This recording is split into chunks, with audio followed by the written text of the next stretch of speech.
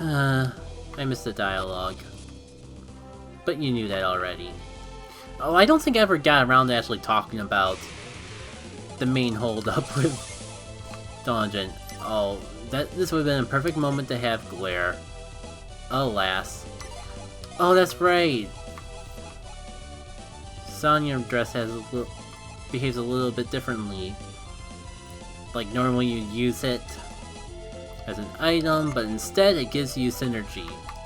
I think it's actually the same synergy that the Sirens had a little earlier on. And I think this is a fair balance I need to try that out in. Lower your speed. In theory, you lower your attack. Like, it'd be really good to have your attack lowered right about now.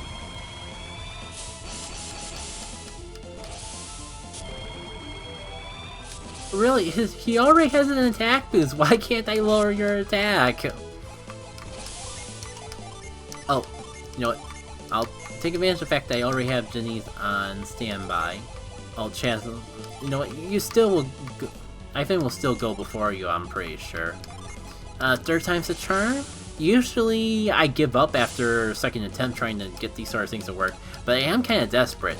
That attack boost on the one that's already the strongest of the bunch is already scary as is. Don't need to get any worse. Still no luck, apparently. At least he's not actually going for an attack, it seems. I was just asking myself, did I actually remember to lower his speed? But yeah. That was indeed something I did. This guy feels a bit bulkier than he should be. Very good timing on that Unleash proc, I gotta admit. And I forgot to mention, like, normally mints, this equipment, are the only ones that have, like, synergy-based unleashes. Oh, that's right, I was gonna show off the minor mints and I never actually did so. There'll be plenty of battles going forward to show it off, though. Shoot, I kinda distracted myself from the point I was going to talk about.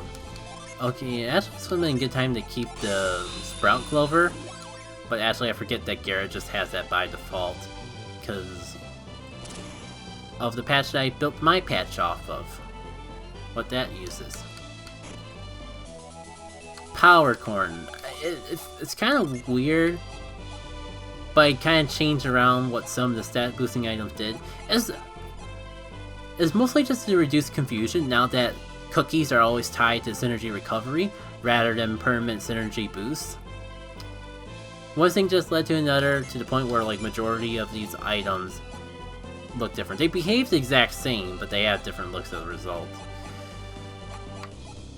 I'm actually kind of impressed. I think this is where the Djinni's kind of come into play, where like Ivan actually has more HP than Mia, and I think that's exclusively because I've been having Ivan hold on to the Earth Djinnis. I might have also given him a few item boost items just in his favor, and I'll do it again. I like Ivan, okay? He's a cool dude. He's probably one of my favorite characters that is actually male in this game. I was gonna say if that's not Jenna, but that's a whole other thing.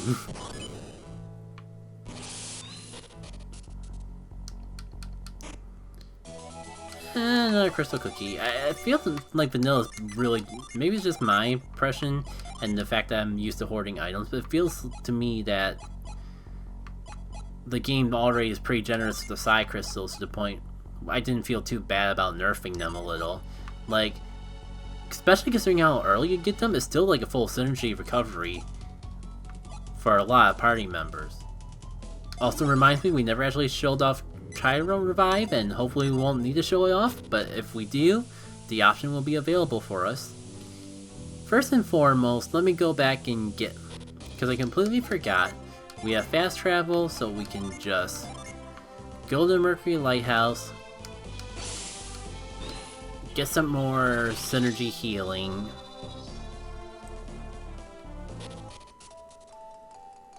and make our way back. And I was gonna say, but we didn't go across any towns, but there was island that I didn't really explore, and if not books, I don't think there's any books in here, but I do remember like messing around with the text for some of these rooms of the ovens, just on a day when I was having a little fun and need to like adjust some text around to try to get a void to work properly, dialogue-wise anyways. I don't remember which one of these are vanilla and which ones are normal. But just as a general shout out, if you're playing Golden Sun, modded or not, you should always check out the ovens. There's always cute little dialogues. Like this one is definitely new. They're dumplings shaped as cute little animals. The little nose on this one is especially adorable. That is definitely a dialogue change I made. But even the vanilla text, I'm always like, I don't know if impressed is the right word, but I'm always surprised, I guess surprised is a good term, by the amount of effort that they put, the amount of time and love they put into random flavor text for checking the oven of all things.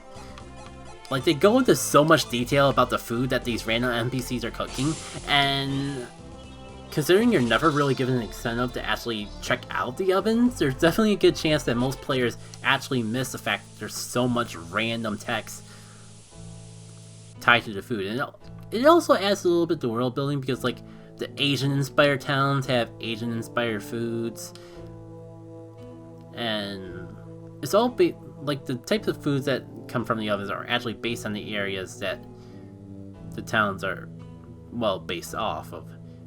I'm pausing here because this is new dialogue that I adjusted as a little bit of foreshadowing of things to come. Ooh, mysterious foreshadowing. You know what? As I promised, and it'll probably round things out closer to an hour and a half anyways, let's go beat up some statues.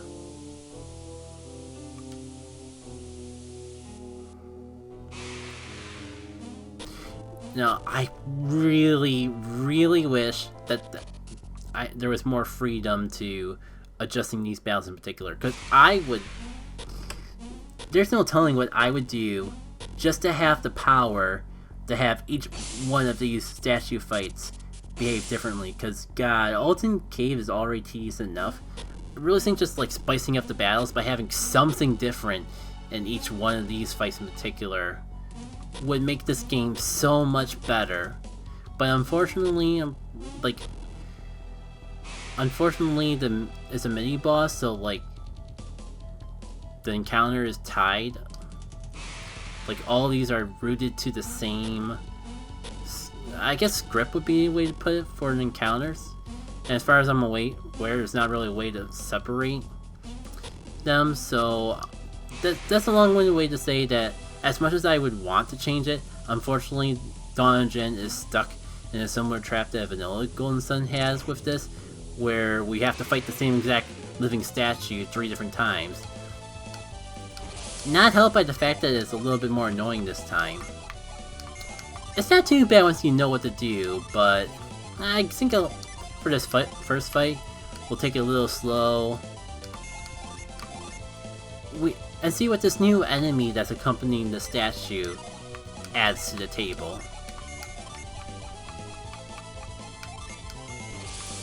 Maybe mess around with our new abilities so I can more properly showcase them all off. That's a pretty well-timed use of that, of all things.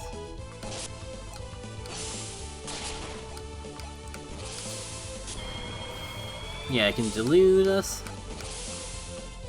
And it attacks twice per turn, so it can get out of hand kind of quickly. But more importantly, and part of the reason why I wanted to make sure that these guys in particular were so vulnerable to status elements, I'm pausing with the hopes that he actually does this turn, so I can show rather than tell.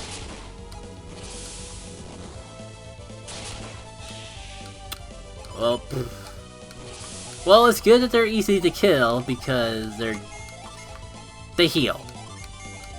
They heal themselves and the statue.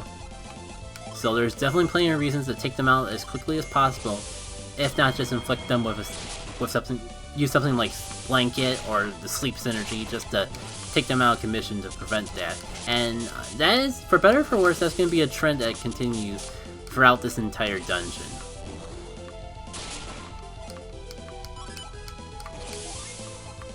Now, for the tedious part of taking out this guy because he has very similar mechanics. It suffers from a similar problem that a lot of mini-bosses have in Golden Sun as a whole, of just being more punchy than it need to be, and in hindsight, maybe this was one of those moments I should have not followed my own rule as strictly of all enemies have to have a certain amount of HP and attack more than the vanilla. Like, this is one of those points where I follow the way that Lost Age's hard mode handles difficulty, when in hindsight it might have been for the best if I didn't take that role. Take that so literally. It didn't seem as bad when we made the time go by. Also, because you got Frost and you got Douse right away. And originally the Sleepy Mints were gonna be... That statue was originally gonna drop the Sleepy Mints. But instead, I thought it'd be a good moment for a Djinn charm. Rest in peace, Mender Ring. Barely got a chance to use E. Foam is gonna be kind of fun to use. I mean, it won't be as fun to use as it could have been because we kind of already got like 3 different ways to do the same thing that this Djinn charm does. But it's kind of cool to have the ability as a Djinn charm as is. It even kind of makes all the other ways that we, spoiler alert, can slow enemies obsolete. But I mean, like, it's not...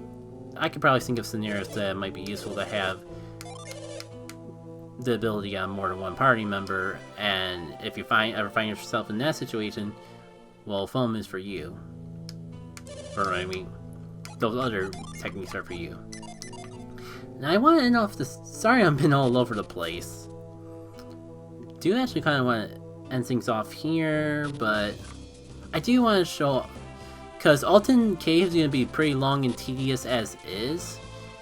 So I'd rather, like, just stop now. I'm not going to be able to get through all of it in this stream, so I'd rather just wait until the start of a new stream. That said, though, that's no excuse not to just showcase the new Djinn charm that we got really quick. Foam reduces foe speed with tidal shifts. It's a multi-range speed reduction Djinn. And with the trait back that it causes more synergy. Oh yeah, it not only has a wide range, or wider than your other means of slowing enemies, but it also damages them too. So you may be wondering, why use those other abilities when you can just use foam? And the answer is yes. But more seriously, like, again, it's kind of a matter of knowing what you want from the battle. Right now, there isn't really a reason not to use foam. But it might be worthwhile to have, like, this Drowsing Ring could be better than foam if you just flat out don't want to waste energy to slow the enemies. The Minor Mints, which I just realized that I never got a chance, that I never took the time to show, even though I'm pretty, unfortunately feel confident that... Oh, I guess they're mints. I think this is an oversight, because they're mints, but they don't bestow synergy. I think I was supposed to make these gloves. Well, no, that's something to work on for version 2. last set I'm probably gonna mess around.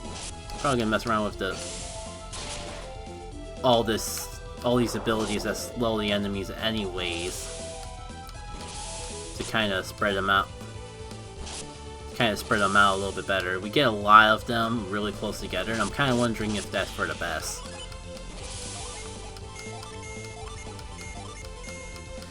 But yeah, like between the drowsy ring and foam, I definitely gave you the options. If you want to slow enemies without wasting synergy, you got a way. If you want to slow enemies but get a little extra outfit, you have your ways too. Alrighty. So now that I spent more time rambling on about the mod than I actually have been making progress, I think I'm gonna wrap it up here.